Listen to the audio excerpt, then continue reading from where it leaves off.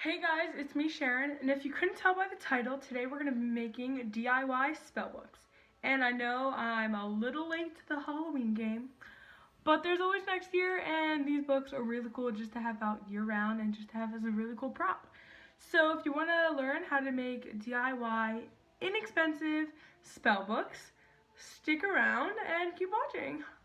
I'm going to be showing you guys two different versions. I'm going to be doing one with this composition book, and this is like an old composition book from 6th grade. So I'm not even using this anymore, so it's a great project to recycle old composition books, or if you don't want to throw out a book or a good book. And then I'm also using this book. I think it's The Return of the Homework Machine, but I haven't read this since the 3rd grade, and it'll still be readable at the end, so it's not like I'm destroying it.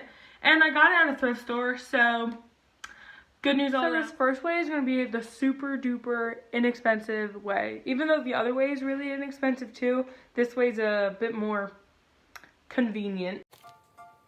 Okay, so the first step to do is decide what you want your spell book to say and then start tracing out your letters. And this is on the back of an old cereal box. So now I'm going to trace the letters I cut out of my template on the spare piece of felt and then cut them out. Once you arrange them how you like them, take them off one by one and put hot glue on the back and stick them on.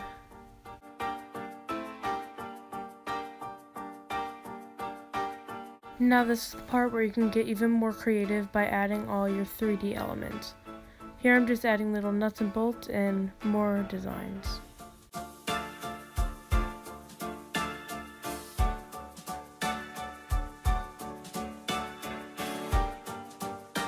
Next, you want to get a paper towel or two, and if you have 2-ply like I do, try your best to splitting it apart.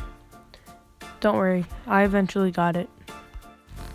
So now I'm going to spread Mod Podge or any other clear drying glue over the entire cover, and then spreading it evenly with a paintbrush.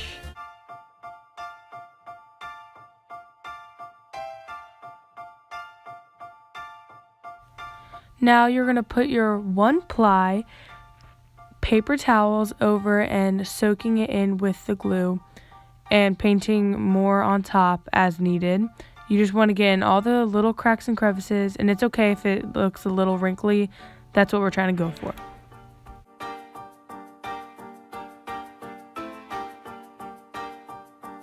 That most of it is clear, as you can see, like right here.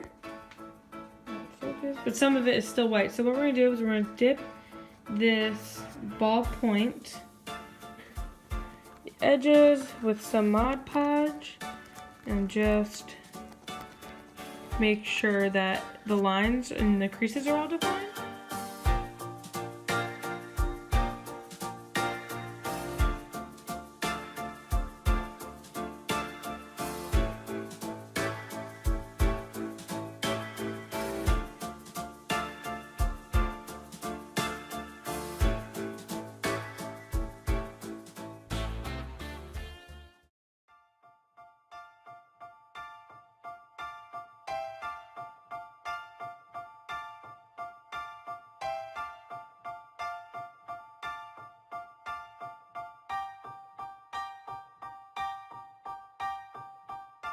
Okay, so while that one dries, I'm going to be doing the more expensive one, and I'm holding my mother's mouth because she will talk if I don't. Right, Mom? Right. Okay, so when that one dries, we will get to the more expensive one. Let's go. Okay, so first you're going to measure a piece of wax paper to the size of the book.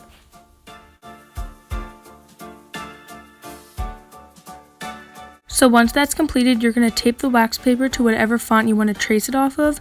I just looked up this image and I'm just going to trace the letters onto that.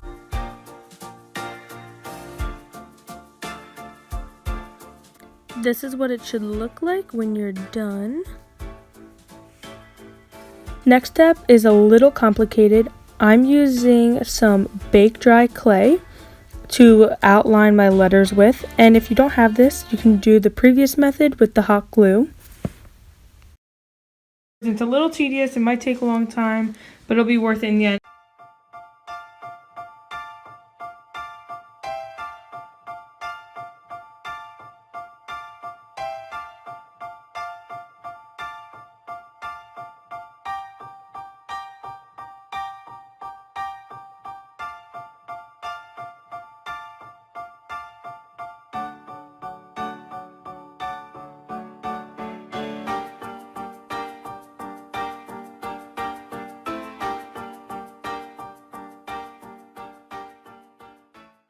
This is what it should look like in the end, and make sure that they have a little bit of depth to them so that you will still see them when the time comes.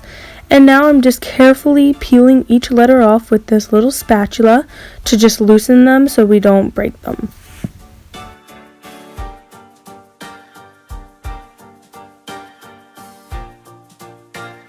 Now I'm just going to bake that to the instructions on the package, and I use Sculpey clay, so mine is 275 for 15 minutes. I'm using clay to represent the 3 witches and the black lit candle, or you could just use hot glue. Personal method I like to use is right after they get out of the oven, put them in cold water so then they cool very quickly and then they get hard. After that, I'm just gluing the letters and the figurines in place where I want them.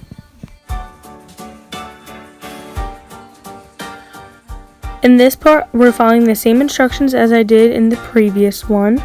Mod Podge, paper towel, paint, more paint, and then gold paint to highlight. And after they're all dried, here are the finished products. Thank you guys so much for watching. If you liked it, please give it a thumbs up and comment down below what you want me to do next. And please tell me which one's your favorite and subscribe. Have a fantabulistic day.